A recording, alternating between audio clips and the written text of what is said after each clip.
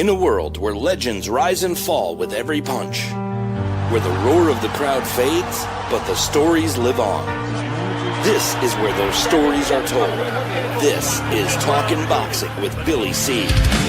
From the blood, the sweat, and the glory, to the controversies, comebacks, and knockouts, we go behind the ring, no fluff, no hype, and definitely no BS.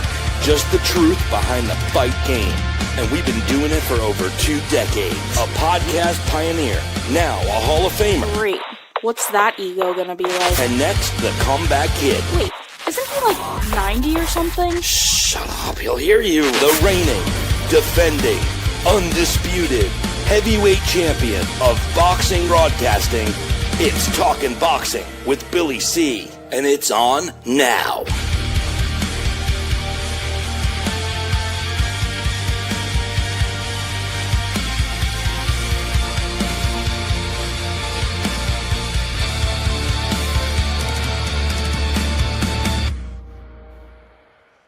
And we're coming to you live from the Billy C Studios in Lake George, New York. I'm Bill Calogero, and it's time for the Billy C Show.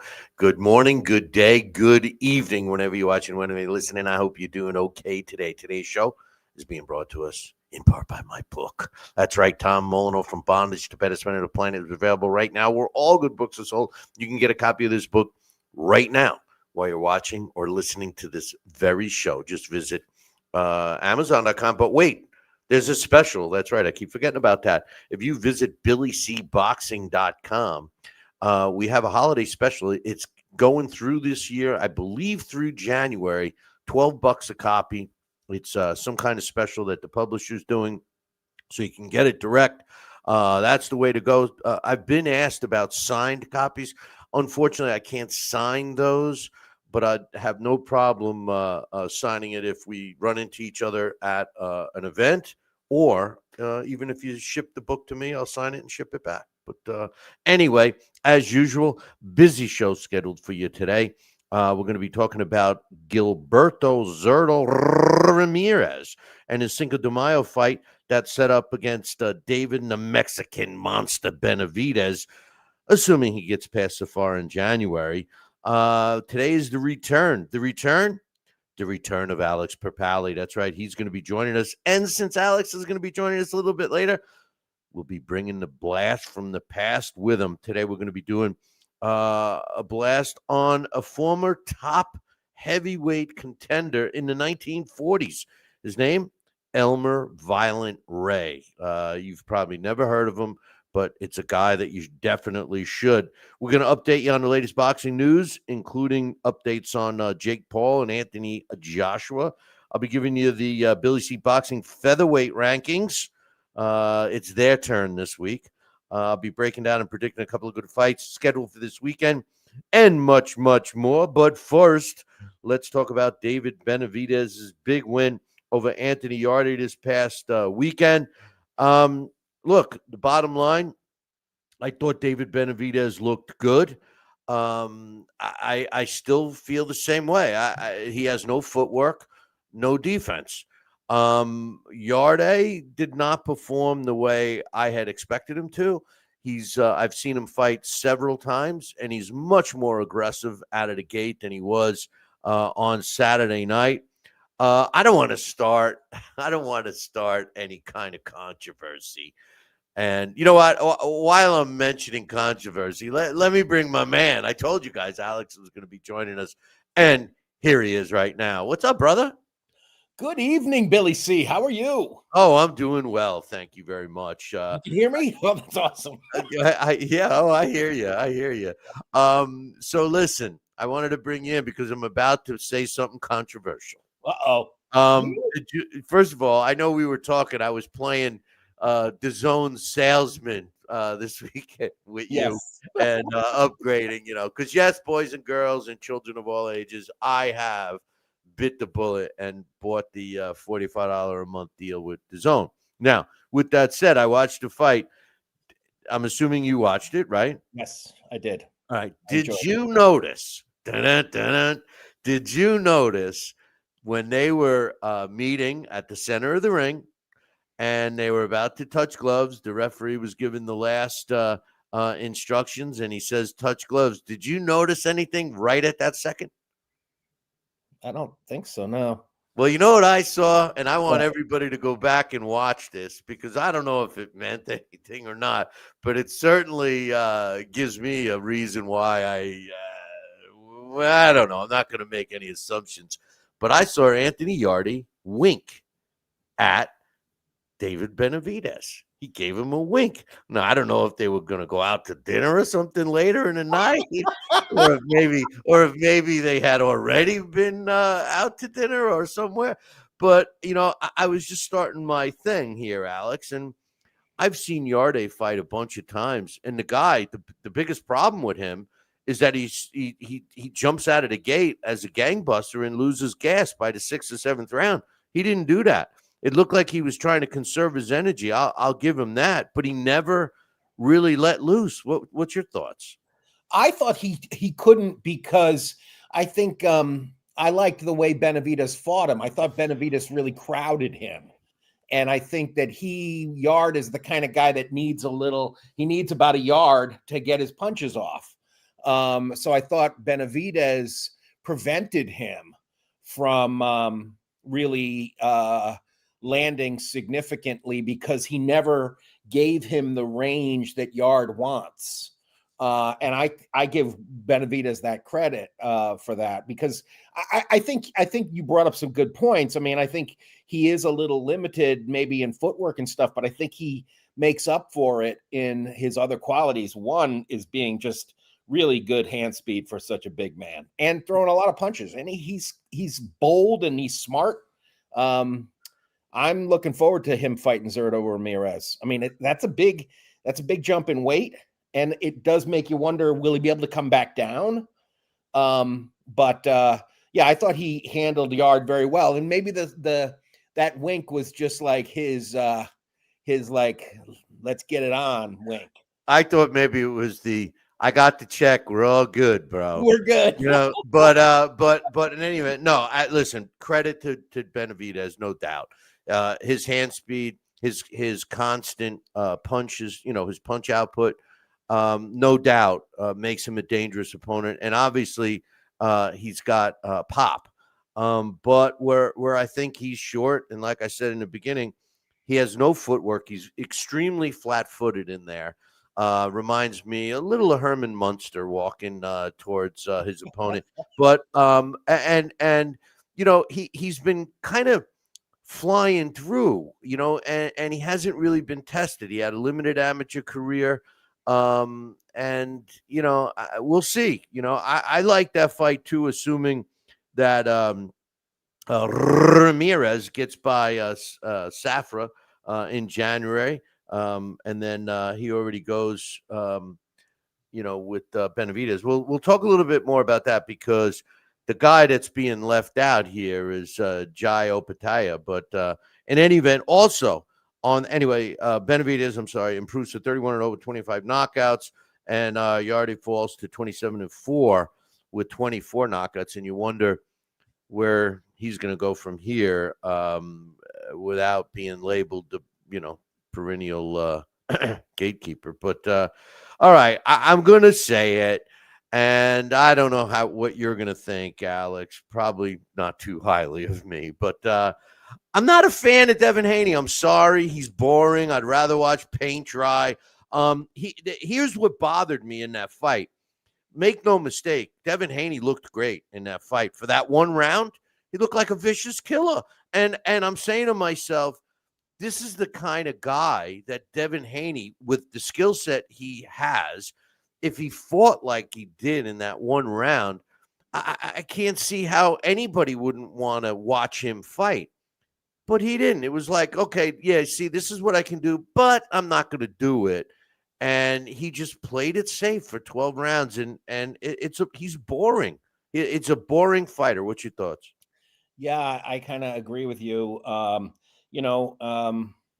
He wins, and he looked a lot better than I expected. That's for sure. I was certainly rooting for Brian Norman, mainly because of his Haney's last performance, and I just don't find him very likable. And his father's very annoying. The two of them, I mean, I think just in terms, just to give you an idea, of they both lack charisma, because the father, when they stuck the microphone completely unnecessarily in the father's face, and he shouted out "Allahu Akbar" to the whole crowd, he got like crickets. And to shout that in a Muslim country and not get a round of applause, that shows you his charisma is really lacking. Yeah. But I did think, he did what he had to do, Haney, in that he won. And he won in a step-up fight. I think sometimes a guy like that, will look good with the right dance partner. Brian Norman certainly wasn't it. There's talk of him fighting Teofimo Lopez. I think that might be interesting, but I have a feeling that the most interesting and annoying parts of that will be all the press conferences. Yeah, I can't stand him. Can't stand his father. It's a shame because he is obviously got talent, and he's reminiscent to me of Floyd Mayweather. And the reason why I say that, because they're already putting this guy in the Hall of Fame. They're already. I saw stuff on social media comparing him with Floyd. I mean, look, was never a big Floyd fan, but let's not compare him to Floyd at this stage of the game. But the one similarity I do see is they play it safe. They do what they need to do to win, and they walk out with a decision. And there's a lot of fans that have no problem with that. I do, because I'm a boxing purist, and I want boxing to be exciting. I want people to be talking about it at the water coolers, so to speak. Hey, did you see that fight? Oh my God! Like we could talk about the next couple of fights on this card, but I think that's where Devin Haney is lacking. And unless he flips the switch, the next fight I want to see is Ryan Garcia beat the hell out of him again. That was like the other fight that was exciting of his, but then it became a little controversial, was the Lomachenko fight. So the best two fights of his career are really Lomachenko, where a lot of people thought he didn't deserve the win. I didn't. And the other one it was a hell of a fight, but then it's very much marred by Garcia testing positive, but was the loss against Ryan Garcia. I mean, he showed tremendous guts in that fight. But I think all the goodwill sort of drained out of that fight with his next performance, which was on one of the most dreadful nights of such a overhyped event, that Times Square event. He was the worst part of that night. No, I know. His father is, but anyway. But I do think that and I think your comparison to Floyd Mayweather, I think it's interesting because he's more like Floyd towards the end of his career, when Floyd had amassed this massive amount of experience. Because remember, Floyd was a phenomenal at 130 and 135. He fought everybody. He was exciting. The wins over Jesus Chavez, the wins over Diego Corrales, he was exciting. And then he became more of a corporation, where he carefully chose his fights, and he had like a safety first mentality in choosing opponents, as well as, just cruising to lopsided decisions. Devin Haney is that Floyd. He's not the Tiger Floyd. Right. And it's like, if he was the Tiger Floyd, then he'd be putting asses in the seats. And people would love him. I've always, my biggest knock on Floyd was I felt we've never got to see the best of Floyd. Yeah, because I think about it, because one of the best nights of him as a welterweight was the first Maidana fight, where he was finally faced with a guy that's like, whoa, this guy is so awkward and so aggressive. I've got to sort of evaluate how I'm going to fight him. Well, a lot of people thought he lost that. A lot of people thought he lost that first fight. That was like one of his closest fights. Yeah. As a welter. as when he was Pretty Boy Floyd, he was exciting, but most of his career he wasn't. But at 130, he's one of the best 130 pounders ever. But I think in terms of like when people talk about him and Manny Pacquiao, to me, Manny Pacquiao is the greater fighter. oh, I without a doubt, because he brought so much more. But going on with this card, who doesn't love Bam Rodriguez? I mean, this kid. I mean, if you don't love Bam Rodriguez, you well, two things. Number one, you don't know anything about boxing, and number two, you don't have a pulse. This kid, I mean, he is an exciting fighter to watch, and he's talented. He's not just a guy that comes in there and tries to take your head off, although he does. But he's also he's got great footwork. He's accurate as hell with his punches. He moves his head, which is something a lot of fighters don't do.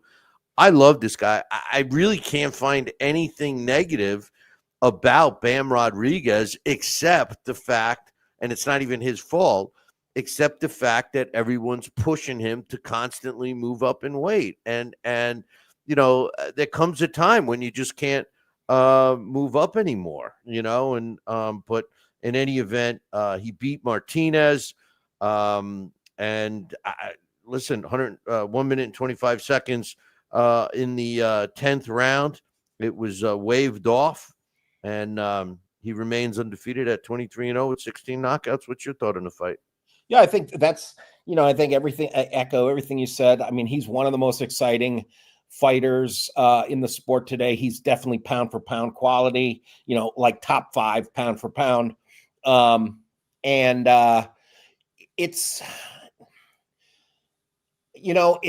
it's sort of the catch-22 that I think all the little men face. The better you get, the more they want you to move up, especially when you have a monster lurking within 10 pounds of him, and that's Naoya Inoue. But that's significant because, just 3 pounds for those guys, that's a big jump. And when you have somebody as devastating as Inoue, that might be too much. The guys, I'm not sure it is, in the sense that in terms of Rodriguez, he's the kind of guy that, the kind of fighters that I like, where the ones that they want to put their heads in the crocodile's mouth. That's the nature of the sport. They want the most risk, the most lucrative, exciting fights. And certainly Inoue is. Is it winnable? Well, maybe not. I think that, we might get it. If we don't, there's still things for him to do that are certainly, Hall of Fame worthy. But yeah, I hear you. It is one of those things that they constantly want these guys to move up in weight. And there is a time where, you just got to stop moving up in weight. Right. I know. I wish I could stop moving up in weight. I hear you there, bro. It's been happening to me lately too. But the thing is what I like about that fight, the Monster and Bam Rodriguez, is they both have been down in their careers. Yeah. And they have both gotten back up.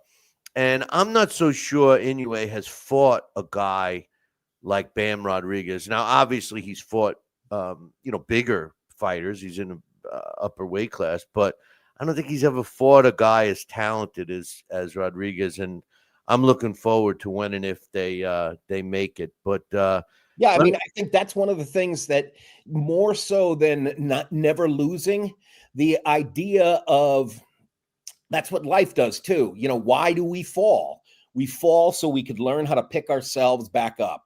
The Buddha said that, and so did Batman's father. Well, that's the only one we listened to. But listen, the fight of the night, in my opinion, was Abdullah Mason against Sam Noakes. I mean, look. Let me just tell you, not only was this an exciting fight, and you can make the argument that both of these fighters were a little too young to be fighting for a world title, but that's boxing in 2025.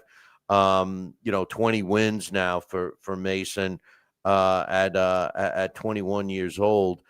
But what I liked about this fight, Alex, was the fact that they fought each other. Oh, yeah. This is something that we don't usually see here in the States. Now, you do see it a lot over in the UK, and that's why I say England carries boxing on its back. But all props go to Abdullah Mason. He was up and down in the fight, mentally, physically, and came on strong at the end. It seemed like he wasn't really listening to his corner as much as maybe he should have. But then you take this guy Noakes, and Mason is probably saying, what else do I got to do to this guy? I mean, talk about heart and determination. There's not one thing I can say negatively about that fight. I loved every minute of it. And to be honest with you, I'd love to see a rematch. Yeah, it certainly is, worth seeing a rematch. It was highly, highly competitive. And, all the talk about, WBO belt or whatever it was for, to me, who cares? It's just a trinket.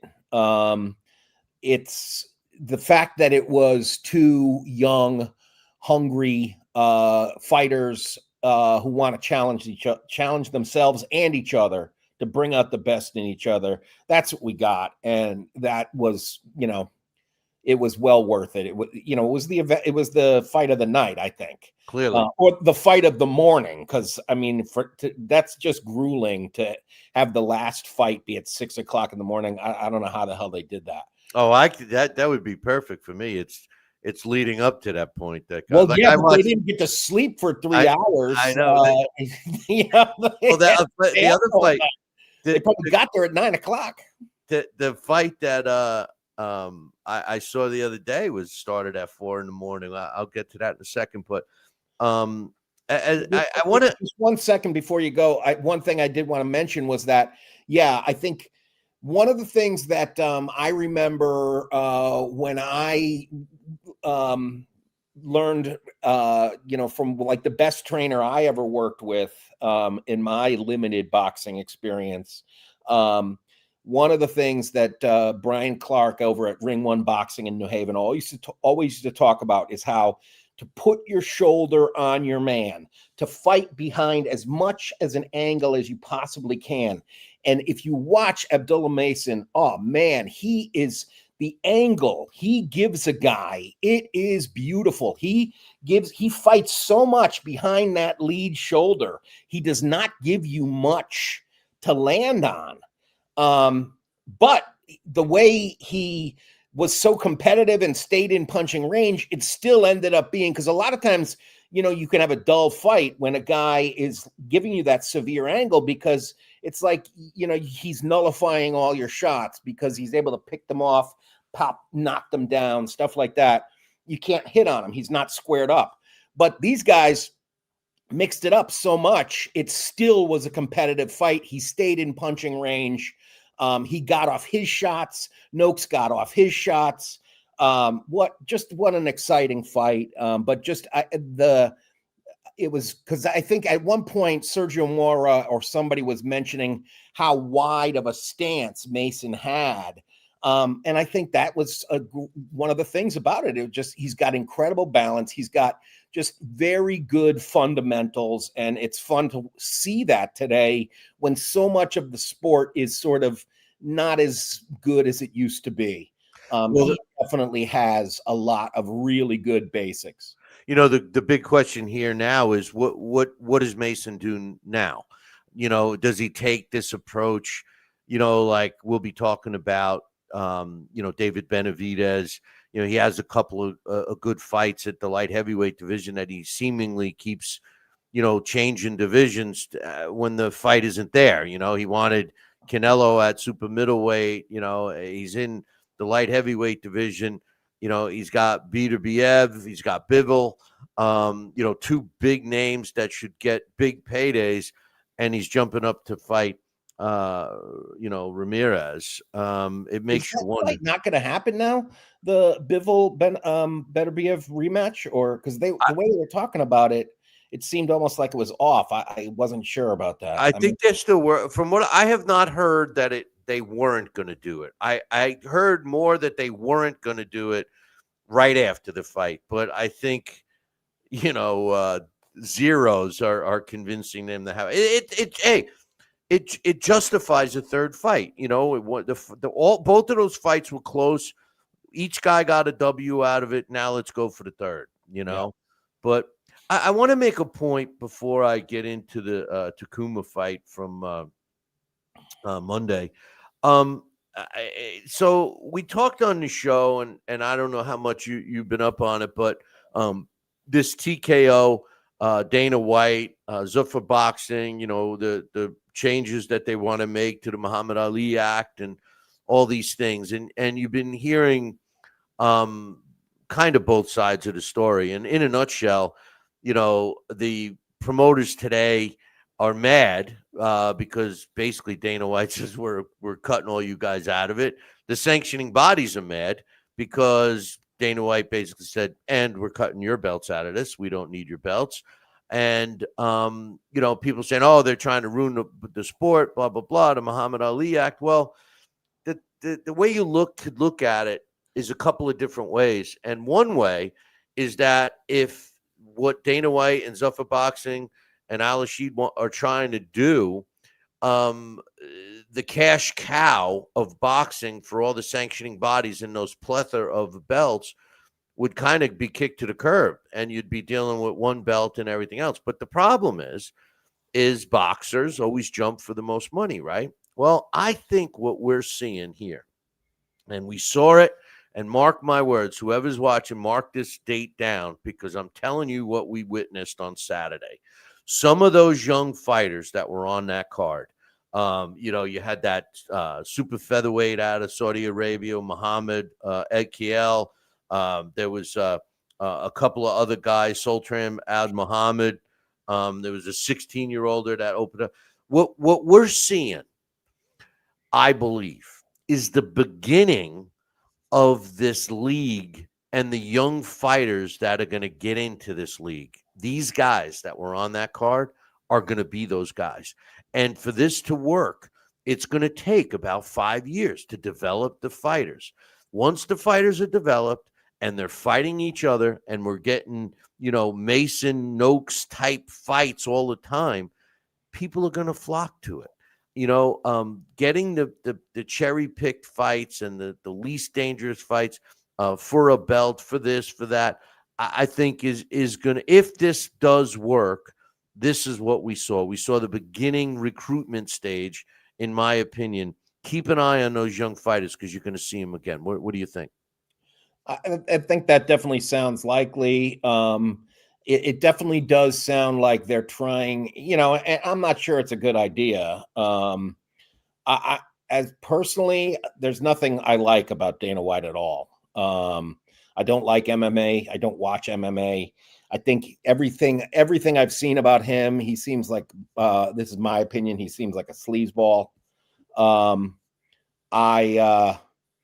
I think he is, that's my personal opinion. In terms of the Muhammad Ali Act, there's so many things that are wrong with boxing, and they've been wrong with boxing while the Muhammad Ali Act is around. So I'm not sure a guy like him changing things is going to make it better. And I think that we've heard a lot of this idea of making it sort of a league with the But Alex, that's what all these promoters are trying to do with their own fighters. They're trying to do it themselves. Yeah, but I think that's one of the things is we're still getting, sometimes it takes a little while, but we're still getting these, cross promotional team fights. The PBC said they were going to do the same thing. Look how that worked out. Yeah. For a while, it was, if anything, was sort of a hindrance to getting good fights. And now, because it didn't take off, it didn't solidify its grip on boxing or changing the sport. now we're still, because I think even if you look at DAZN now, it looks like they're going to be broadcasting the Inoue fight. So that's because Top Rank went to them, I guess, because ESPN just, stopped being involved with boxing. So to me, it's like, it's the old adage, the Larry Merchant thing that, you can't save boxing and you can't kill it. So I think anyone talking about saving boxing, you should be highly suspect of. Listen, and I think that Dana White is somebody to be suspect of anyway. Listen, my point isn't the savior. My point is developing competitive fights that are entertaining. And what you need is you need a pool. No, but you need a pool of fighters. Listen, we don't get as many as we should. And when we do, they're anticlimactic, a lot of them. All right. So they wait too long. They want to marinate it. That's the problem. It's greed. And I think that, what I've seen of this model, I think that it does position fighters to be in a spot where they have to fight. They're fighting for one title. There's only one title. It's not like now. You look at the welterweight division, there's 4 different people walking around on planet Earth claiming they're the world welterweight title, right. And that's not even counting, if there's any champions in recess or regular champions or half champions or interim So well, and even Todd Grissom himself, when he was trying to go back to the waiting for the official decision in the Abdullah Noakes fight, he stumbled on the words. He was like, the world boxing organization. Right. It's like, well, how many worlds are we talking about? Yeah, look, anyway, on but Monday, I do think also one of the things about, I hear you, greed is a problem with the sport. I don't think the antidote to greed in boxing is Dana White. No. Hey, listen, the only reason why Dana White's even in the conversation is because he's done it before. And all these people that are being critical of him have all tried it. You mentioned PBC. Look at PBC now. The greed factor and the fact that they were not willing to cross the aisle and fight other promoters, other promoter fighters. I like what was it? The 5 versus 5 Queensberry against Matchroom. I love that. They did it once. Yeah. And I wouldn't be surprised if you see more of that. Because those kind of, and again, we it does seem like we're constantly looking to the UK to say they carry the sport on their back. And not only do they carry it on their back, but the fans are much more knowledgeable. The fans understand that a boxer's career is not over if they suffer a loss. A boxer's career is not over if they get stopped or whatever. Here in the States, these young boxing fans, all they look at, is the O. They have no idea about the opponents. I'm going to be breaking down some fights later on tonight. That is a perfect example of that, where you got fighters that are undefeated, and name one guy on the record that you've ever heard of. Yeah. But anyway, from Tokyo on Monday morning, there was some fights out of Japan, and Takayuma, I'm ruining his poor name, Inoue, took Tenshin Nasukawa and won the vacant WBC bantamweight title in a pretty exciting fight.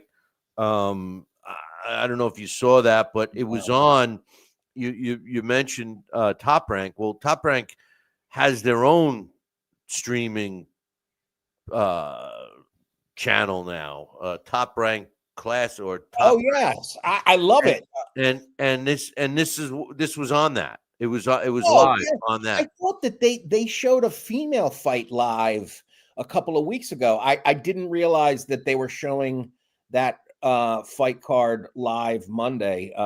I probably you were probably sweepy. Well, you were probably just going to bed. I mean, I was awake, but I had like cats all over me. There you go. Before we get into the Zurdo Benavidez fight, any updated thoughts on Jake Paul going up against Anthony Joshua. I've heard that. Sorry. I have heard that Anthony Joshua is training pretty hard for this fight. I'm not convinced that it's going to be a full up and up fight. I just have a feeling, I give Jake Paul all the props in the world for doing it. But I also have a feeling that it's going to be scripted to a degree, because if Anthony Joshua can't destroy him in less than 2 rounds, there's a problem. I mean, Francis Ngannou, many people thought was going to beat Anthony Joshua because of his punching power and the suspect chin of AJ. And we all saw what happened. I thought he killed the guy. What do you think he could do to Jake Paul? Yeah, I think that if Anthony Joshua doesn't knock him out, then in the words of Al Pacino in And Justice for All, something really wrong is going on here. Yeah.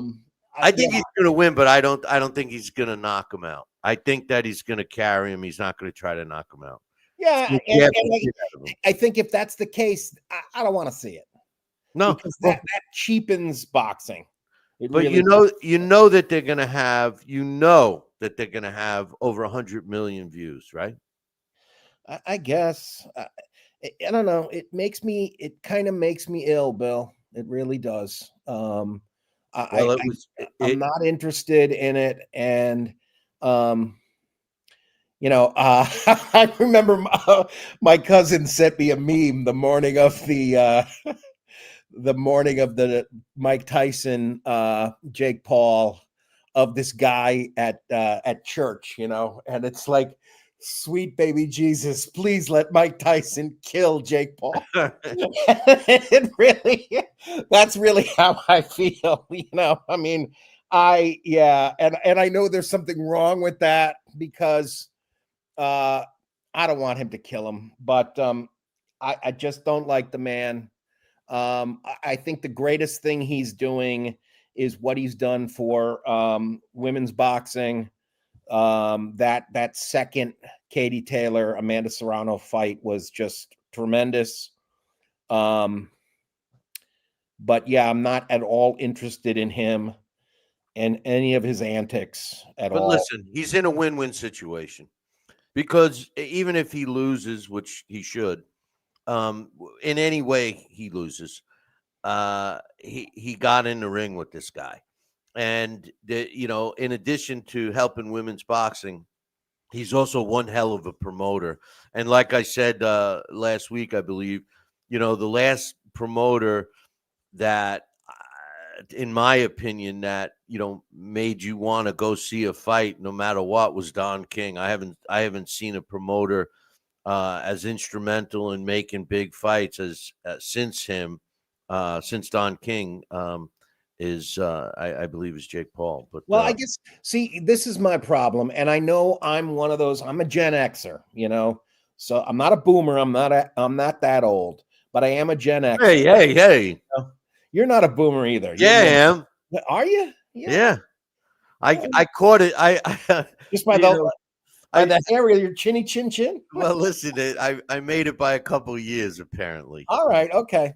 So I realize there's more and more things these days that are just not for me, and I got to be okay with that instead of just bitching about them. And the thing is, I didn't think boxing was ever going to be part of that, but there's so much today that it's like, oh yeah, oh right, it's going to take 20 minutes for them to walk to the ring now. Oh, right. This part is not for me. Alex, don't you get it? It's the fans. The fans want it. Look, TKO owns WWE. They own UFC. They're going to own something in boxing. And what you're seeing is the beginning, the evolution of combat sports are going to be all the same. It's going to be a WWE style thing. I mean, just look at Even Mario Ronaldo is a great example, yelling and screaming at you. You know, these guys that are doing the broadcast. I mean, it wasn't bad at all, the broadcast last week, but most of the time you're getting guys yelling and screaming. They're not giving you a second to watch the fights. Go back and watch old fights from the 50s, 60s, even the 70s, and listen to the commentating. I mean, you had guys like, well, you had guys like Howard Cosell. I mean, you had guys that were commentating, but they let you watch the fight because you know why? They figured you had your own brain and you could kind of see what you're looking at and make a decision. Today, I've done events where producers in your ear going, don't have any idle time. Keep talking. Right. Why do you want to keep talking? You know, I mean, I don't care about the guy who's, had to wash his socks 3 times to get the stain out of it. I don't give a shit about that. I want to watch the fight, And it feels like, I mean, everything in this world has been commodified. Everybody, and tomorrow is the day after tomorrow is a perfect example. Well, it's already started. Every app you open, it says Black Friday sale. It's like, well, it's not even Friday. It's Wednesday. So we are constantly being sold stuff. And it's like, when I'm watching a fight, don't sell me anything. Just tell me describe the action. Alex, that's why keep your mouth shut. But that's why. And let me watch the action. But they're constantly upselling us. I think that Jim Lampley, who was a great announcer, fell prey to punch stats. Yeah. And he started calling fights based on the stats that they were sticking in front of him. And he lost it. And I don't care to see him, I was always a Barry Tompkins guy. Great. I remember the first day Jim Lampley started covering HBO. To me, as much as I've certainly grown to like him and appreciate how good he is. But yeah, I was always more of a Barry Tompkins guy than a Jim Lampley guy. Yeah. Tompkins was a guy that covered the action instead of sort of towing the corporate line. And that's what Jim Lampley seemed to me like. There were so many times in those HBO broadcasts, but I mean, God, I miss them. I miss the HBO broadcasts. But there were so many times where they had a narrative that they seemed to want to project onto the fight. And it's like, when you have that is a problem, because boxing, just like their own guy, Larry Merchant, and Larry Merchant was always the voice of reason on those nights, because he was the one who would describe it as the theater of the unexpected. You can't go into something that is unexpected with a screenplay, because you're going to look like a jackass, because you're selling something that might not be happening. No, well, what they say is going to be happening is Gilberto Ramirez defending his world cruiserweight title, his couple of them, against David Benavidez on Cinco de Mayo, which is May 2nd in Las Vegas. It sounds like they're moving in on Canelo's turf, but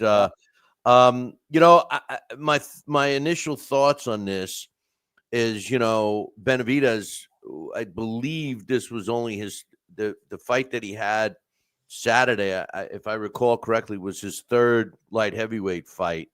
So he's already out of that division, and he's going for cruiserweight. Now, it could very well be that he because I had also heard that he was really struggling making weight for the Yarde fight, and maybe he's going to move up. But 175 to 200, that 25 pounds, I mean, that's one of the biggest jumps in weight classes. I mean, let's be real. He's got plenty of time to put it on. But like I said earlier, Alex, is his skill set, that aggressive hand speed, throwing lots of punches with no defense and no footwork, is it going to be enough against a guy that's going to be so much bigger than anybody he's ever fought? Yeah, I think that's the big question. And it does, when you have that much weight to gain, like tomorrow, it's a perfect perfect day to start doing it. But it does, you don't want to overdo it. Because he's still, if he doesn't have that hand speed, then what is he bringing? So I think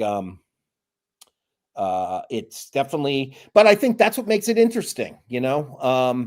It's definitely a challenge. It's not a foregone conclusion that he's going to be able to do it well. Oh, somebody did mention in the chat there, and that's one of the things I love about that channel that you mentioned, the Top Rank Boxing Classics, is they have one where it's like the best of Tommy Hearns, and I just saw it the other night. It's one of my favorite fights, Hearns versus Roldan.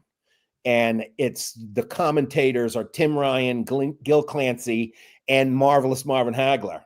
And it's just that fight is awesome, and the commentary is great, and it's a joy to see things like that when they replay those fights. My favorite announcer, modern, he's no longer with us. He passed away, but Nick Charles. Nick Charles was a guy who called the action, and I'll never forget him saying, "Listen, I call what I'm seeing." He says, "I call the action that's happening in front of me. That's the trick." And he was such a nice guy. And the thing is that's what he did. He didn't start going off. The guy, touched his elbow. It reminds me of a story when I tripped and cut my elbow on a bicycle back in, I would give a shout out to tell you about my elbow. Yeah, it's not just tennis, but give a shout out to my man, Coach Dave. He says, lazy way out, Billy. He's talking about this fight. He says he needs to work on his nutrition and conditioning and stay at light heavyweight. The thing that bothers me, Coach, is that, the truth of the matter is he's not done. It's not like he cleaned out the division.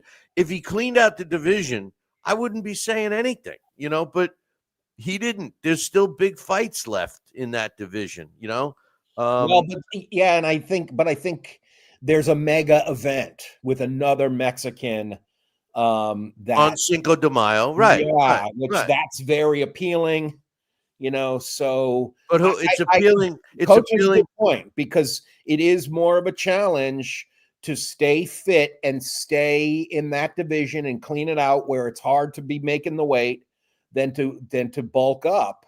However, I mean, the nature of the sport is, to get as much as you can while you're young. And I think, it's a sort of, it's another one of those situations where, you're damned if you do, damned if you don't. Well, he is young, and, I like Benavidez's chances against Ramirez.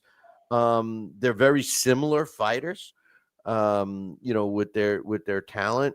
So it's all going to be interesting. But the fight that I don't understand is Jai Opetaia. He's the other cruiserweight champion. He's also got the ring belt. This is a guy, I've seen him fight several times because, I like watching the UK scene. He's from Australia, but this guy's got it all. Yeah. He's got speed. He's got power. Why not fight this guy? I get it. Cinco de Mayo, Mexican, David Benavidez, everybody says he doesn't, nobody wants to fight him. I'm not so sure about that, but Opetaia is a guy that you need to keep an eye on, because I think when the smoke clears, he's going to be the last one standing in that division. Yes, he's really good. He's fun to watch. He makes for exciting fights, and maybe that's what Benavidez. Maybe see.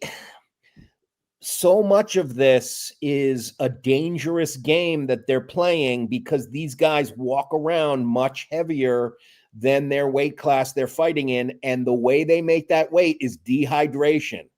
So it could be that it's just becoming very difficult for him to dehydrate. I see what the coach is saying in terms of conditioning, sure. However, it's not like these guys have a lot of meat on them. You can physically see what they're carrying, and it's not like Benavidez looks, like a late career Roberto Duran, where he's obviously carrying extra flesh.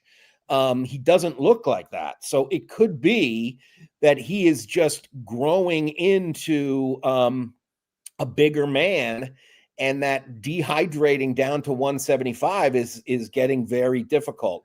And I think the other thing about it, though, because so say he does move up to cruiserweight and stays there and campaigns there and then fights Opetaia, he can do some good stuff.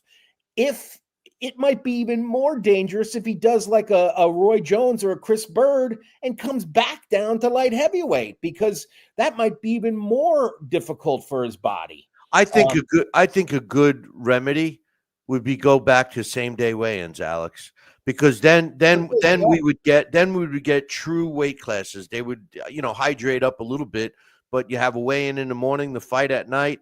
A welterweight will generally be a welterweight the same day. What we're seeing it would change the sport significantly, because so many guys that we think are like 130 pounders would be welterweights. Right. So many guys that we think are like 175 pounders are heavyweights, Listen, when I'm ringside and I see a super middleweight get in the ring on fight night, the guy's a monster. It's like you tell me he weighs 168, my leg weighs 168. Yeah, and I mean, it's just so, because we're talking about, your brain is suspended in fluid.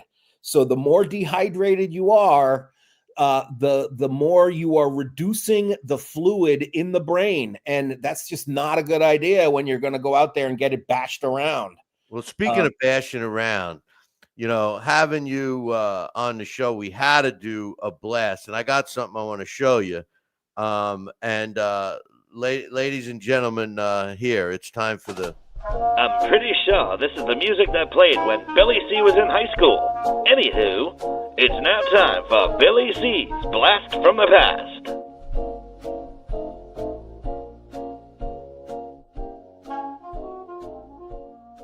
I love those bits, Alex. I really do. They're cool.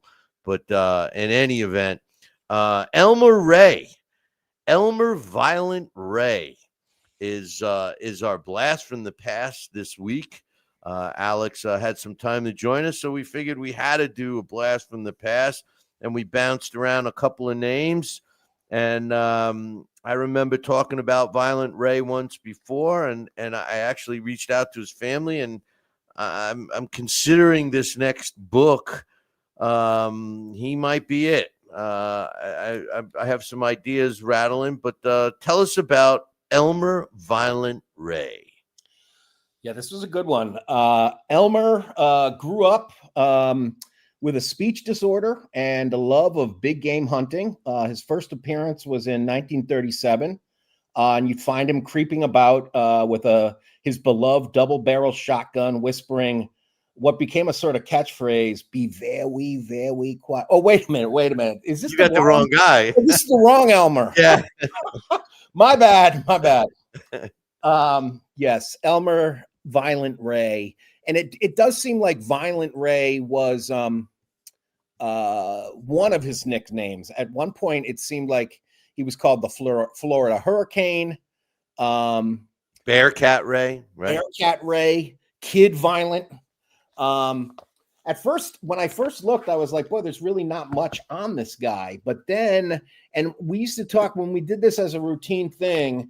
I remember one of the things that, because I always grew up loving like those National Geographic documentaries where one week you'd learn about the lion, and then the next week you learn about the hyena, and then the next week you learn about the zebra. Well, the thing about boxing, it's kind of like that, is that if you want to learn about the lion, well, sometimes you have to do some research on the hyenas too, because they all interact. And same thing with the zebra. You're going to learn about hyenas and lions the night you learn about the zebra. And so we learn about Elmer Ray. I found some of the best stuff was in two biographies about his opponents. And one was in Bill Detloff's really good biography on Ezzard Charles. And the other was in James Curl's biography of Jersey Joe Walcott. And then there's also a really extensive article eyebrow article by Buddy Gibbs that I found online. I figured you were gonna. I knew you were gonna end up with that one because that has a lot of good stuff. Yeah. But if well, I could read it, because I love this little intro here that Detloff is really a good writer, and this is, if I could read this, I think this is a really good intro to him. It's just 2 paragraphs here. Elmer Ray was a deadly puncher, especially with the left hook. He'd put together some impressive knockout streaks over his long career. 15 straight after a loss in his first pro bout, another 17 straight from November 1945 to November 46. He just lost once since 43 in some 51 fights, and that a close decision to Jersey Joe Walcott. Though, to be honest, most of the 51 were ham and eggers. There weren't a lot of top guys on his resume. Also, the papers said he was 31, but no one really knew his age. According to the lore, Elmer Ray was born into a family of 6 girls and 3 boys to a potato and cabbage farmer near Hastings, Florida. The family didn't own a Bible in which to record the birth dates of each of their kids, which was the custom in those parts. So they kept a record by making notches on the trunk of an oak tree that sat on their property. Sometime after their 9th child was born, a fire burned down part of the tree and seared off the notches. After that, everyone's age was more or less a guess. Ray might have been 31. He might have been 35. No one really knew, or if they did, they weren't saying. It was enough to know that he'd come up winning battle royale tournaments and wrestling alligators in carnivals. He was a big, strong heavyweight, the biggest man Charles would face yet. He had been around the block a few times already and had been campaigning for a shot at Joe Louis for years. I just love the sound of that. He chased Joe Louis around. Joe Louis didn't want any part of him. At one point, they were going to do, when Joe Louis was in the Army, he offered to fight an exhibition, and Joe Louis said, "Yeah, no, because I don't think that he would be able to hold back his punches." You know, an exhibition wasn't really for real back then at all. I mean, it's not for real now either, but you know, it was basically a sparring session. And Joe Louis came right out and said, "This guy," he said, "one of us would get seriously hurt," which I thought was pretty good. But Elmer Ray trash talked Joe Louis for years, chasing him. And when Joe Louis finally got back, never gave him a shot. They had a couple exhibitions though. Joe Louis, Elmer Ray, and Joe Louis, according to the Buddy Gibbs piece. I didn't see that. Yeah, because everything I saw, they never got in a ring together ever. Yeah, it was nothing official. They were exhibitions, but actually the third one, Louis ended up giving Ray a rather severe concussion, and that was pretty much why he called it quits. You know, it was interesting. His last fight, from what I heard, from what I saw, and now we're his last fight against John Holman, he suffered a concussion, and he claimed it was the first of his life, and he walked away from it from then. He fought an interesting guy on his resume. You know, he lost his first 2 fights, and then his 3rd and 4th fight was against Obie Walker, who had 97 wins, 17 losses, and 8 draws when he stepped into the ring with him the first time.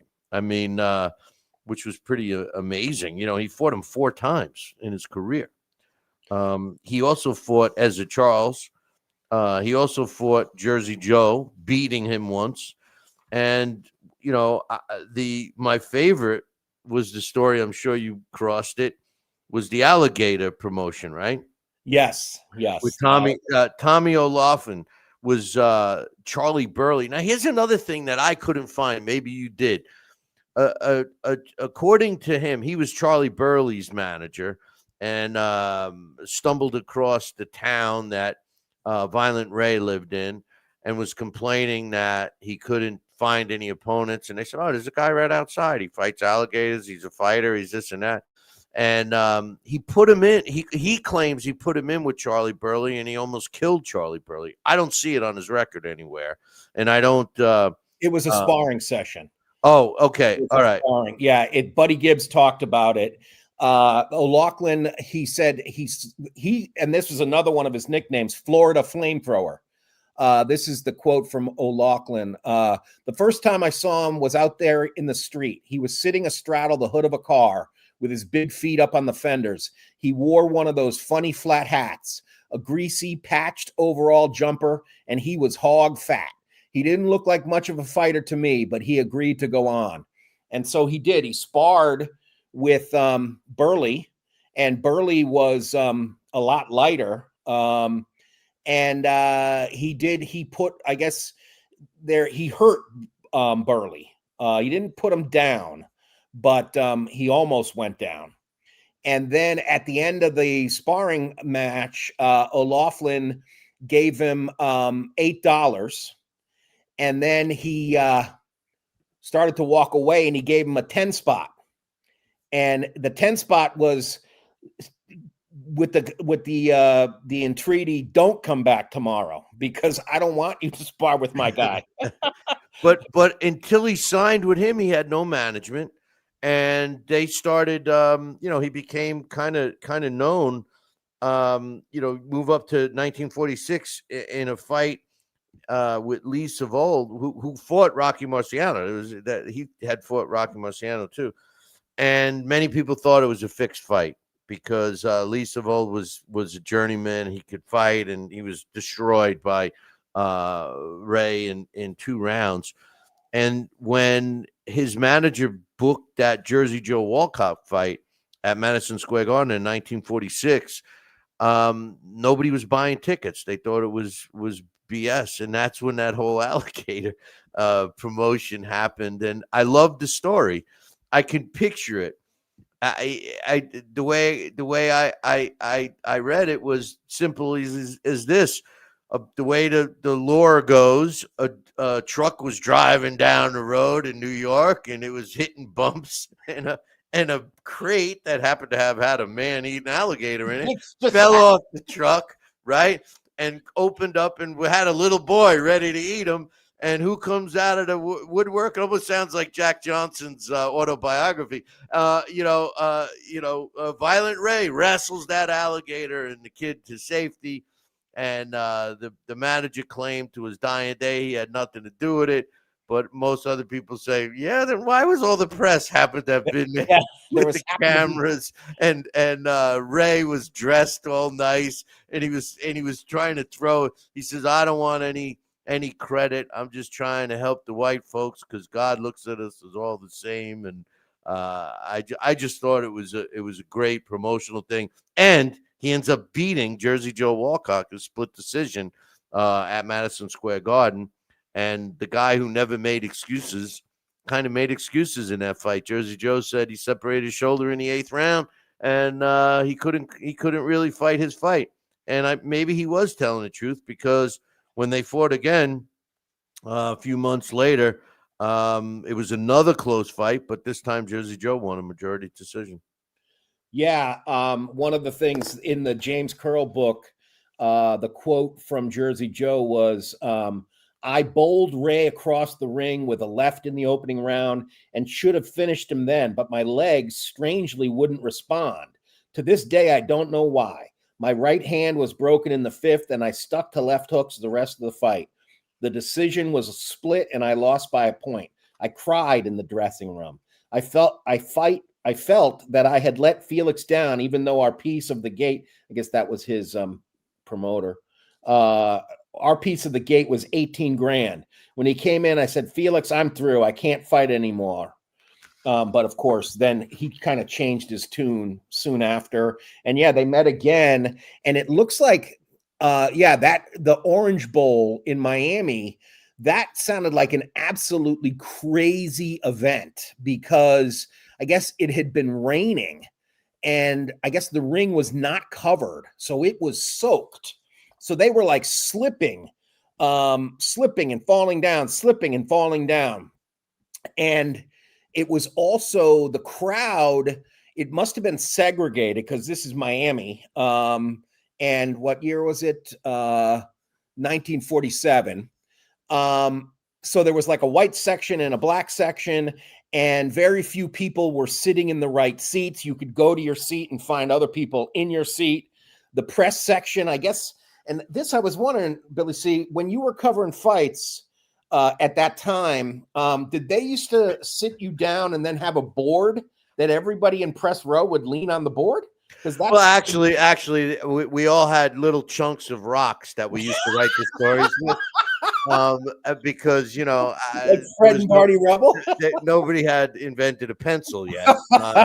So, and carrying the tree bark around was pretty hard, But yeah, can you believe that they were fighting on a soaking wet canvas? How ridiculous! Well, now that explains where Don Shula got the idea in 1981 when the Jets played the Dolphins at the Orange Bowl for the AFC Championship, and he hosed down the field and it was mud. But interesting looking at this guy's record, and the two biggest names on there, Jersey Joe and Ezra Charles, that he won one and lost one against each of those guys, regarded as, those are all-time greats, those two fighters, and this man is virtually forgotten in the sport of boxing. And reading about, 102 wins, 23 losses, only stopped 9 times, 12 draws, 72 of his wins coming by knockout. And that doesn't count the battle royales that he was in. And how they were. They fought for coins that were thrown up. They were blindfolded. He was in several where he tied one arm behind his back and went after guys. Those were being a boxer in that era was not an easy thing. And carving birth dates in trees, that reminds me of Sonny Liston. That's the same story about Sonny Liston, not knowing his actual date because they carved it in a tree and the tree eventually, rotted away or something, right? Yeah. And I do think, he was a guy who, even though his nickname was Violent, from everything that people talk about or at least in the Buddy Gibbs article, he was very much a very kind guy. It was more outside of the ring. Right. His outside of the ring, he was very well mannered. He got married and stayed married. I think he had 5 children. And he once he left boxing, that was it. He worked for an airport, and he it sounds like he did have a company. Let me see what it was again, but I do think that there definitely was a lot of racism. That at the start of his career, that was the world we were living in, and especially it's Florida, the deep South. He ended up working at Hughes Airport in Los Angeles and worked at another airport, Honeywell Airport, and he worked there until he retired. He moved to California. Him and Turkey Thompson had become sort of friendly, and I guess they would get together every now and then after they both had retired. He had gotten his start in battle royals, and he only had a 3rd grade education. He had worked very hard on the potato and cabbage farm, and this was a time where they had the Southern colored heavyweight champion. So even though he was never a heavyweight champion, he did hold that belt, that regional title. And he fought Obi Walker, who I don't know anything about. It looks like he fought him 15 times. And a couple of their bouts were for the Southern colored heavyweight champion. Where do you see 15? Because, you're talking about the newspaper decisions too? Yes. Because you go, there is, I saw mention of him in the articles of Obi Walker, but if you go to BoxRec, I counted 15. But a lot of them, there's no winner. No winner. They're just called draws. That's strange because I only see 4 on the BoxRec. Oh, click. There's his record is 2 pages. I got 6 pages. Oh, really? Yeah. Oh, maybe I have my screen. But I had heard that he fought him 14 times. I see on BoxRec only 4 times. The first one being in 1940. No, yeah, click on the other page because his first time he fought him was, let's see, 1930 January 19th, 1937. So I'm missing a page then. Yeah. But it's listen, I talked to his grandkids and That's cool. He was a great father and a grandfather. Nicest guy. Never would have thought the stuff that you read about him. And I guess he had alligator shoes, alligator ties, alligator suitcases. No, I don't know. He liked wrestling alligators. But hey, in Florida, if there's water, there's an alligator in there. Yeah, and every gas station has the decapitated heads Hey, listen, of the alligators. I found that out the hard way. Yeah. Hey, gator heads. Yeah, what's a gator head? Anyway, Billy C was like, "Go in there, go take a look." I was like, wow, these people really like the University of Florida. No, you're like, everywhere we go, there's gator heads. I said, go ahead, go check one out. Go in there.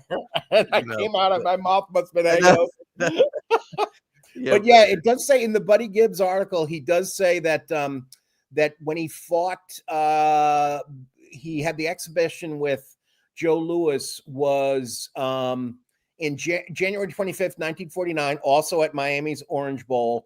It was a 6-rounder and 2-minute rounds, both men wearing 14-ounce gloves.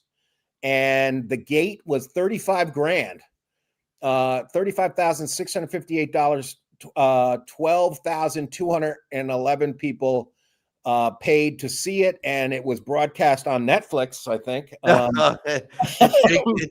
Jake Paul wanted the winner. Yeah. But from what it sounds like, I think Ray did pretty well. He bobbed and weaved, slipped and ducked, scoring at times, but Lewis piled up the points with his telephone pole of a left jab. Ray was disappointed he couldn't put Lewis down, but was happy with his performance. I think I shook him up a little. I thought he was bigger. He was bigger than Joe Louis. Yeah, and it does sound like he because when he first saw him, when Laughlin first saw him, remember he called him hog fat. He said he was like 236, but it looks like a lot of his fights he fought more like 191, 192. So he must have trimmed off some of that chub. When you go against an alligator, you want to be as thick as you can. Well, he always, when he was fighting those alligators, he always had the reach advantage. Because they have those short little arms. So he was they're like a little T-Rex. Yeah, so he was definitey fighting them on the outside. But they have that tail. That's right. But anyway, Elmer Violent Ray. Any final thoughts on him? No, but I just think that it's this is one of the things that you just this sport has such a rich and storied history. It's unfortunate we've never seen of all these historical episodic shows, that there's never been a show about boxing in this era when you had guys who got their starts in carnivals. And I mean, I would just love to see a scripted television show where one of the fights, because I mean, think about the aspects of this. You have a segregated crowd. You have two fighters. They're 2 black fighters, which that was one of the first times that had happened at the Orange Bowl in Miami. The canvas is soaking wet. I mean, there's just levels of drama that are really fascinating. It's just, I don't know. There was a period there where HBO was making so many great not documentaries, but like TV shows with like Boardwalk Empire, Sopranos, Carnival, Deadwood, Rome. I would have loved to see like a show called The Color Line or something. And it was about these guys because their stories are amazing. I mean, imagine fighting the same guy 15 times. How do you do that? What kind of character do you have to get up and, give it your all against a guy you've fought 15 times, and he's going to hit you as hard as he can, and you have to hit him as hard as you can. Yeah, but you got to remember the color barrier back then. A lot of these guys didn't. I mean, look, Murderers Row. We just mentioned, Ezra Charles, Charlie Burley. All those guys had to fight each other multiple times. Yeah, because they wouldn't fight. They weren't. They weren't allowed to fight the other fighters. It was. I just think it makes for great drama because one of my favorite fights on YouTube to watch is Ray Mercer versus Burt Cooper. And there is a moment at the end of that fight where both guys, it is just a slugfest. And at the end of the fight, when the bell rings, they both come together and congratulate each other. And you can see Ray Mercer, it looks like he says, "That was a great fight." And it's there's nothing like that. These guys were literally committing assaults with deadly weapons on each other 5 seconds before that bell. And here they are congratulating each other. And you got it even the other night with the Abdullah Mason versus Noakes. At the end of the fight, the bell rings, they give each other a big smile and embrace.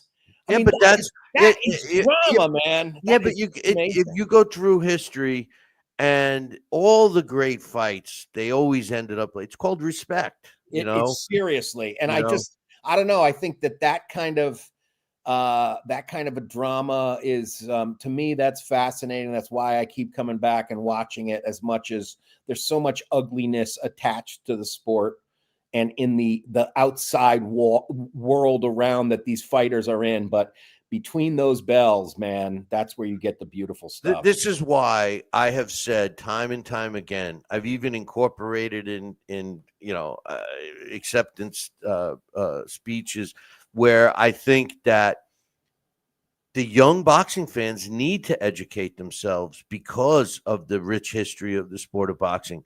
You can't go by what we see today and call that, that's what it is. And that's my argument when, now, you hear Floyd, first he says, it's the O. Well, we know that there were many, many fighters who surpassed 50 wins, before they lost, but then the next thing is, well, I beat more world champions than everybody else. Well, not really, because like Sugar Ray Robinson, there was only one world champion when he fought, in each division. Oh, by the way, there was only 8 divisions, so, you got to put it all in perspective. But I have an email here I wanted to read, and we'll give our thoughts.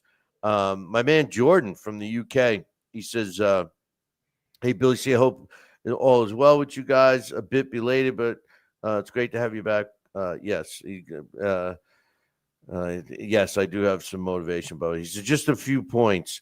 I may be wrong, but I believe it isn't Moses himself calling anyone out. This is Mosai Tuma. But he and his team are constantly being asked about Usyk, etc. But the media are getting carried away. Franklin is a small step up in a search for rounds for Moses.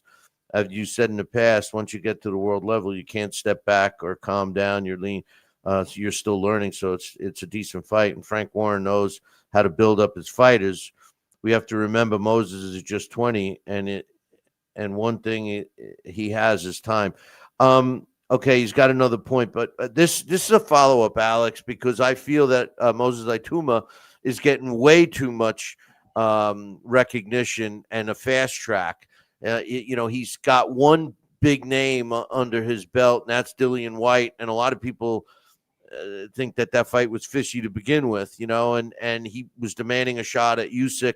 Ultimately, Usyk gave up that belt, and now he's in line to fight for that vacated title should he get by Franklin. So I do think that, we're seeing a fast track with Moses Ituma. I'm not taking anything away from him, but with 10 fights, 11 or 13 fights, whatever he's got, fighting no one you've ever heard of except for Dillian White, does not make him a world champion. And I think that is part of the issue as well.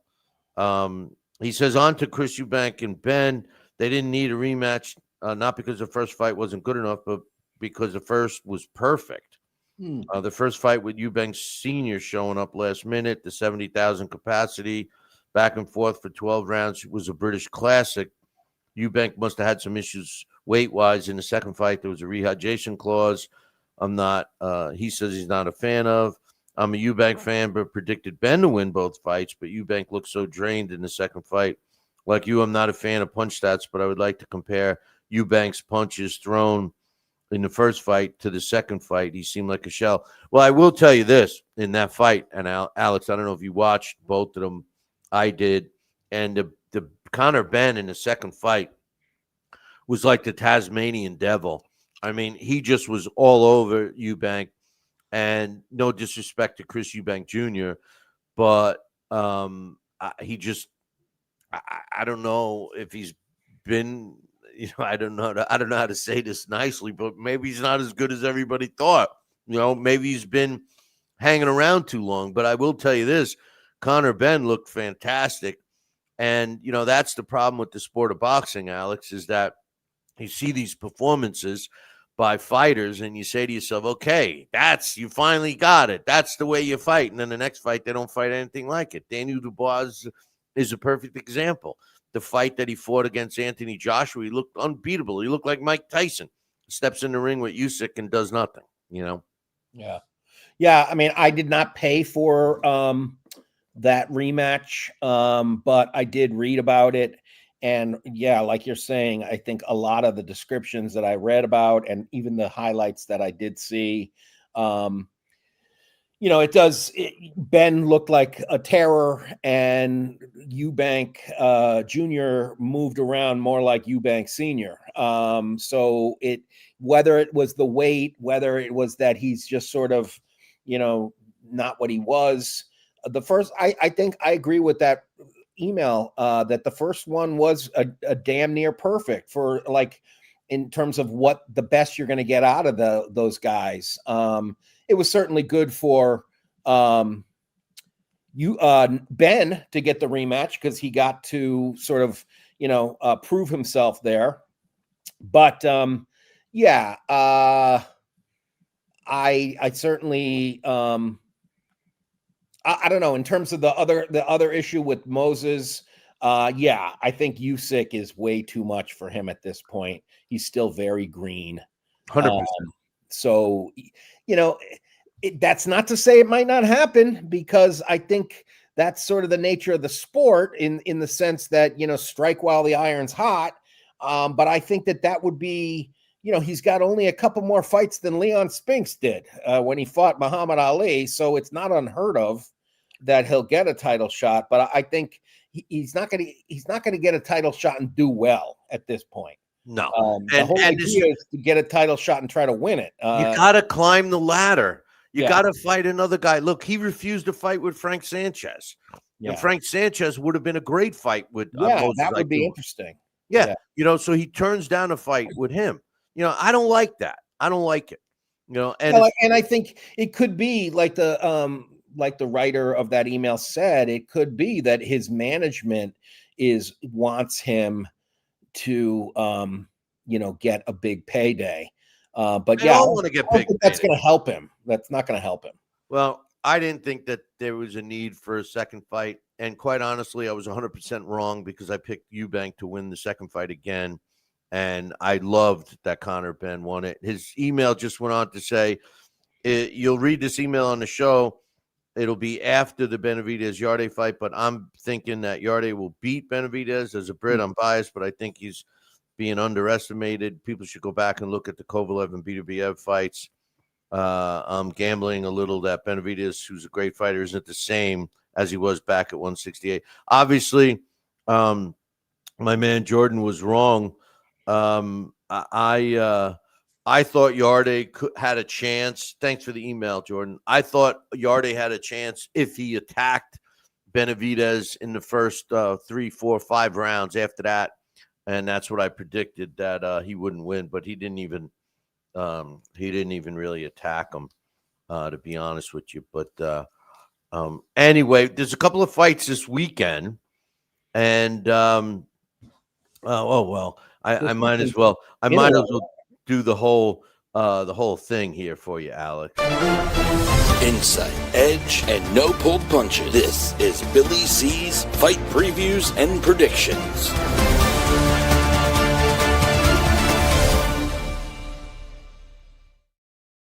Yeah, well, we got a million of them, you know. But I got a couple. Well, between this and the fun I'm having with those other spots we're doing, if anybody's ever seen those spots we've been putting out, I'm a film noir fan, so if you see those, but anyway, Yeah. Do you have a favorite neo noir? Because that's one of my favorite genres is like some of the neo noir movies, like No Country for Old Men is a great neo noir. Manhunter is a great neo. I don't know what a neo noir is. It would be like a noir film, but like from the 80s to now. Oh no, I don't watch anything. I don't watch anything past the mid 70s anymore, to be honest with you. Oh, really? No, I'll watch Scarface. I watch some of the movies, classics, but I'm a Humphrey Bogart. I love all. Oh, okay. I got to get you on Letterboxd. I'd like to see your 4 favorites. Letterboxd is like the only social media I enjoy these days. Oh, Turner Classic Movies is. Oh, you'll love it because you can rank and review all your favorite movies, and everything's on there. It's great. Look, Alex, and you know what, Bill? There's no politics. Well, good. I watch boxing, baseball, football, and TCM. That's it. But anyway, there's a couple of fights I wanted to break down this weekend. And this first one is on Pro Box TV, and I had someone say, somebody dropped me an email and said, I hope you're going to break down that card. I've been starting to get into the Pro Box series. They do have it's what I call club shows that are available on streaming service, and the main event is a 10-round lightweight fight, and it's putting Justin Poldino up against Nike Thuran, who's out of Colombia, and I'm going to break down that fight right now. And I know that I didn't tell you about this, so I'm not going to put you on the spot. But Nike Thuran has got a record of 20 wins, 1 loss, 14 of his wins coming by knockout. His only loss came to Michael Magnesi, who was 22-1, and that took place for the WBC Silver Junior Lightweight title. When you look at this guy's record, he's 28 years old, 5'9". He's an orthodox fighter, 70% knockout ratio. He's only fought 87 rounds as a pro. He's never fought in the United States. The computer ranks him at 137 in this division. He's not ranked anywhere else. He's rated at super lightweight, but the guy's never fought a fight where he weighed more than 134 pounds. So I'm not really sure how they're even got him rated there.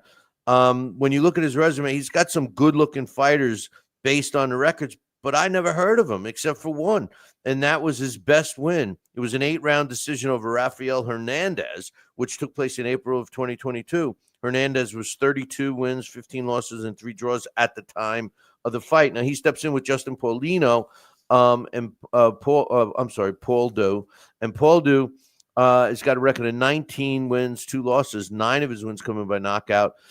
He lost a 6-round split decision to a then 3-0-1 Efren Cruz back in 2015. And then his second loss was a 10-round split decision to Miguel Maduro on February 28th in 2024, and he had a 30-2 record. Aside from that, he's ranked at number 17 in the world at lightweight. The WBC has him at number 11. He's not ranked anywhere else. He seems to have fought above average opposition. He's got some several good wins as a career. In 2020, he beat Jose Ruiz, and in 2023, he beat Eduardo Estara and Jerry Perez, both in that same year. Since his loss to Maduro, he has 2 decent wins, an 8-round knockout over Rakhimov, and in August of this year, he had a 10-round unanimous decision over Sayed Chino. This will be his 3rd fight of 2025. Who do I see winning this fight? I think this is going to be a pretty easy fight for Justin Pauldo. I just don't think that, Thuron has the record. He's got a record, but he doesn't have the pedigree. This next and last fight I'm going to break down, I think you've seen this guy fight before, Alex, but I love him, and I can't wait for him to bust onto the scene, and I think this weekend is going to be the beginning of it. Now, I say bust on the scene. I'm talking about the world scene because he's been pretty popular already over in the UK. His name, Ben Whittaker. You've seen Ben Whittaker fight, right? He's taken on Benjamin Gavazi. Gavazi's 19 wins, 1 loss. 13 of his wins coming by knockout. He lost his pro debut against a 2-0 fighter. It was a 4-round decision back in 2018. He fought Rostam Abramov, who's now 13-1. So he's a guy that their paths might cross again. The computer sees him at number 48 for the light heavyweight division. He's not ranked anywhere else. He's 30 years old. His last fight was a good win against Bramor Malasindia, and who was 10-0 at the time, and he stopped him in the final round. But when you look at the rest of his resume, Alex, try to know one guy on there. It's a 19-1 record. They're building opponents these days. He steps in the ring with Ben Whittaker. Ben Whittaker's people are either going to love him or hate him. He's pretty cocky in the ring.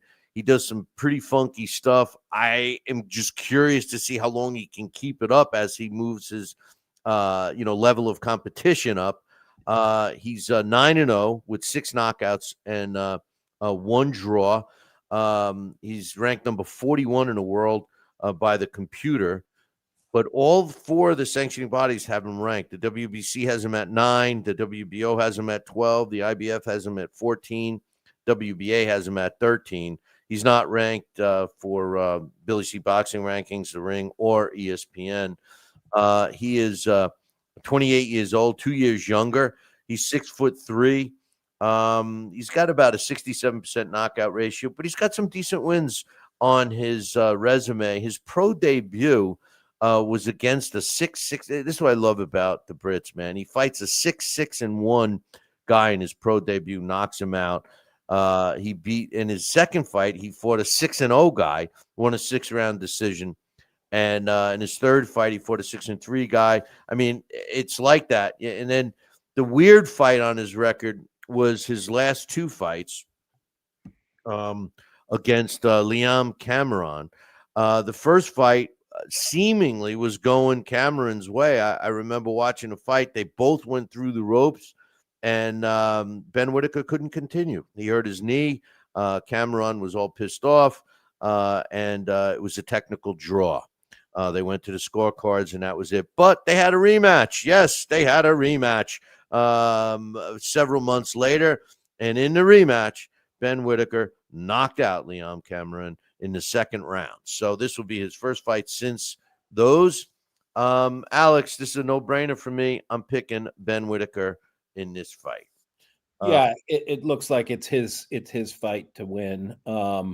I do think that fight was on the undercard of Beterbiev Bivol, so I don't really remember it, but it was weird. It stopped. He fell through the ropes, and he couldn't get up. Yeah, that sort of rings a bell, and I do think it was one of those things where it's like, come on, he can't get up, but at the time the fight was a technical draw.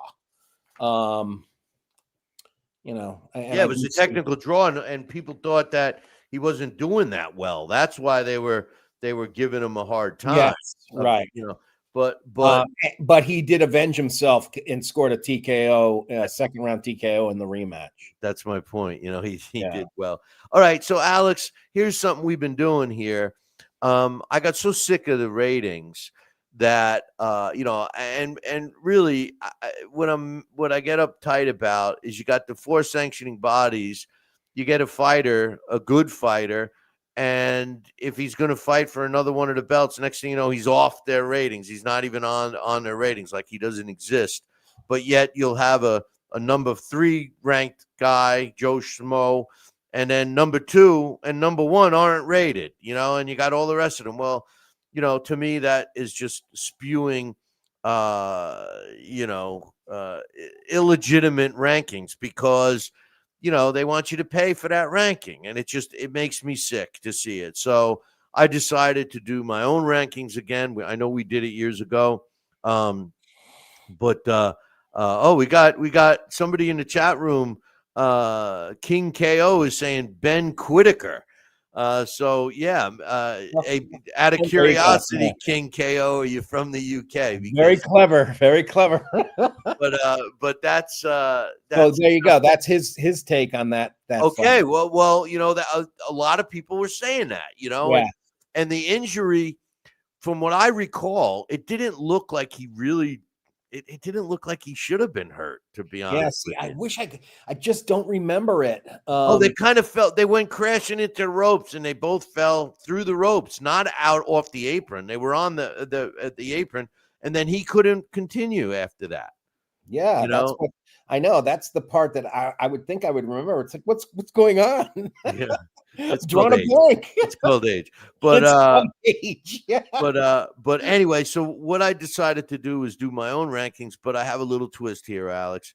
I'm only doing 9 weight classes. I picked the original 8 and I added the cruiserweight division because I just felt that, the cruiserweight division in today's landscape is kind of important because it was the heavyweight division back in the day.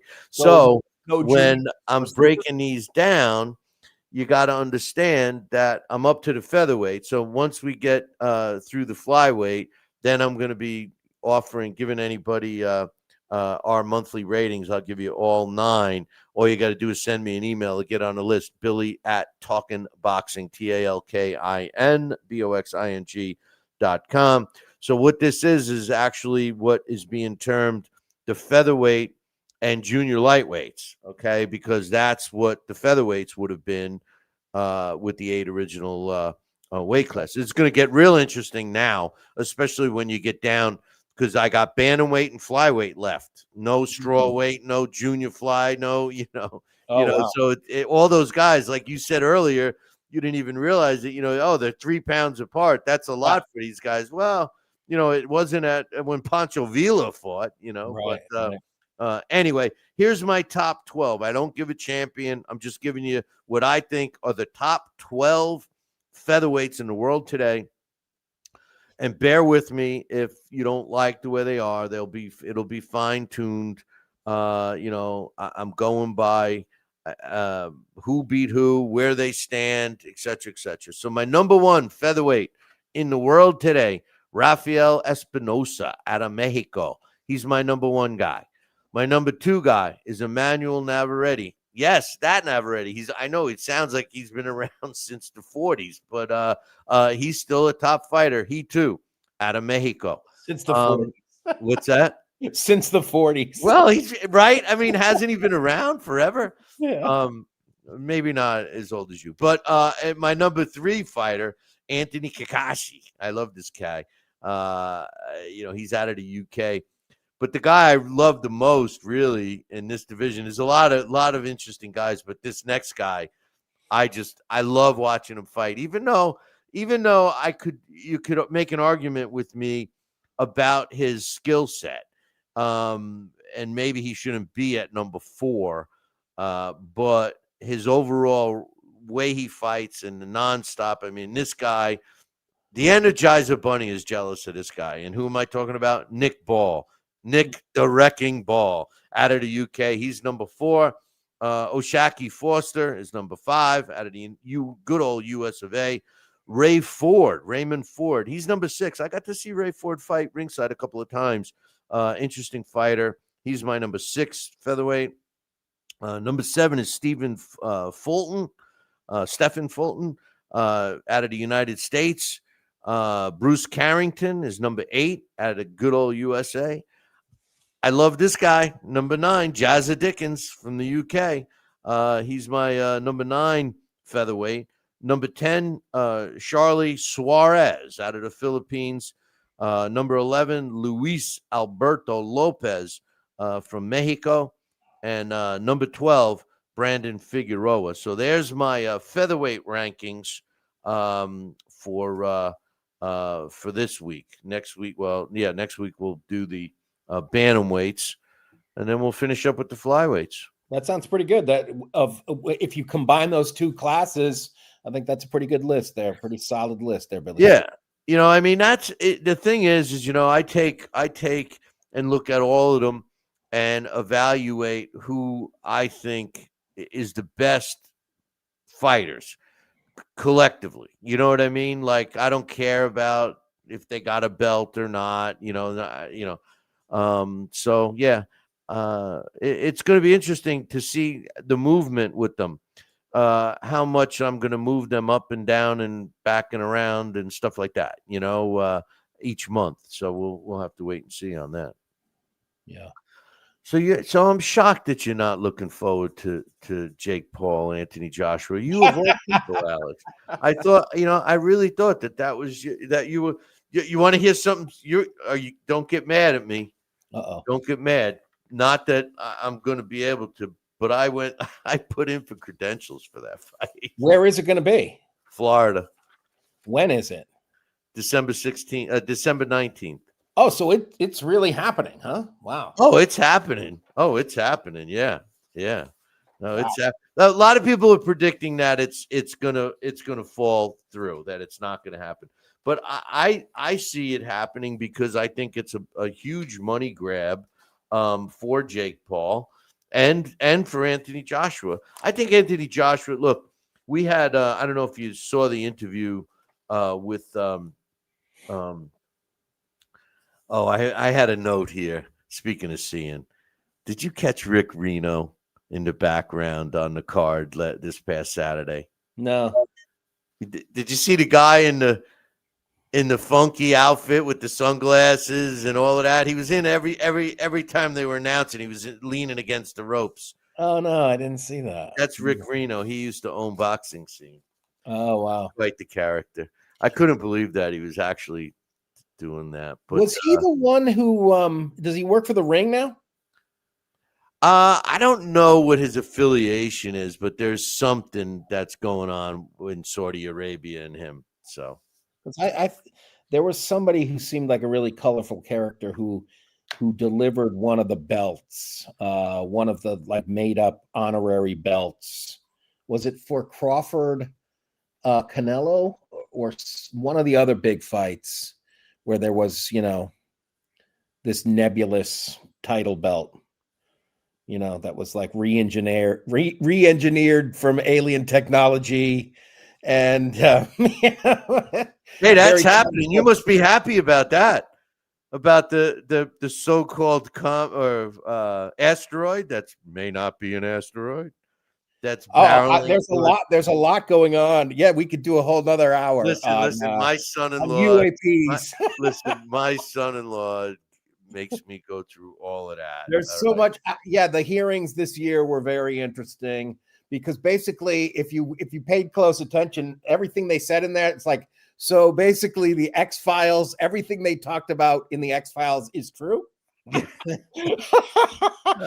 they were like, yes, we do have an alien craft. Yes, there are bodies. The pilots, we do still have the bodies. Yes, we have backwards engineered their technology.